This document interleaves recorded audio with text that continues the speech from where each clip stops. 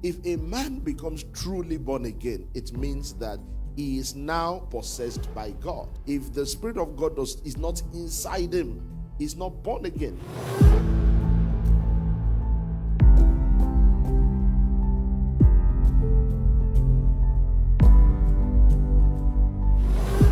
Let's start by what possession is.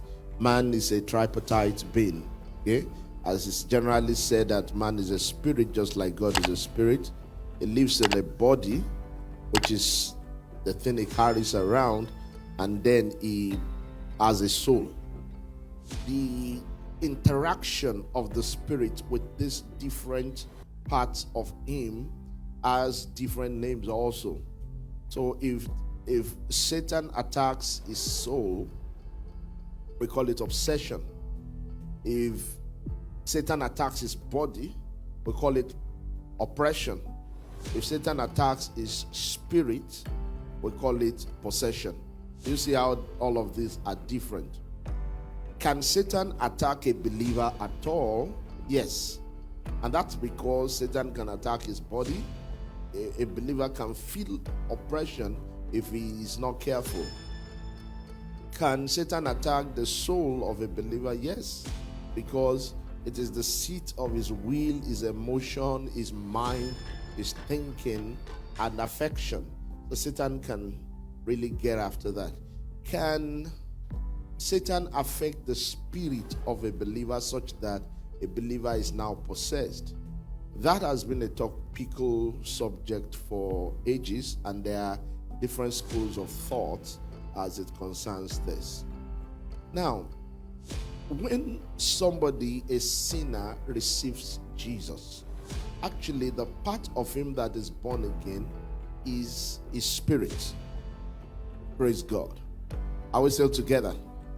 The spirit of man is what gets born again on earth. So salvation happens to the spirit of man. Eventually his body will still be saved, but that will be much later, okay, at the resurrection. Now the flesh is not saved. That's why it is that part of man that interacts with the world that gets that brings temptation and all of that in.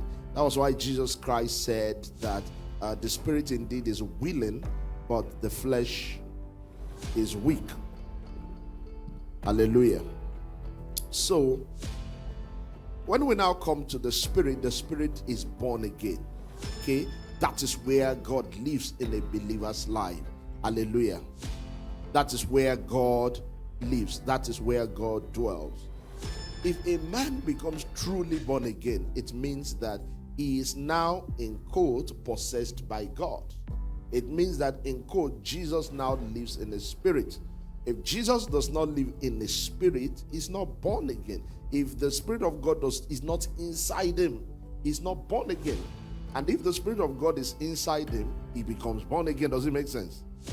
If that makes sense, the Spirit of God and the spirit of the devil cannot be inside the spirit at the same time.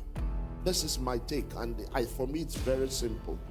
If he's born again, God lives in the spirit. The Holy Spirit is there in the spirit because he has given us his spirit. Hallelujah. If he has the Spirit of God, he cannot have the spirit of the devil at the same time.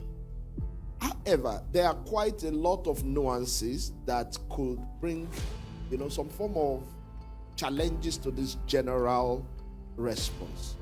For example, possession is different from an attack. Somebody says, I slept, I had a spiritual attack. That is not possession. Possession means that he has the spirit of the devil living inside him.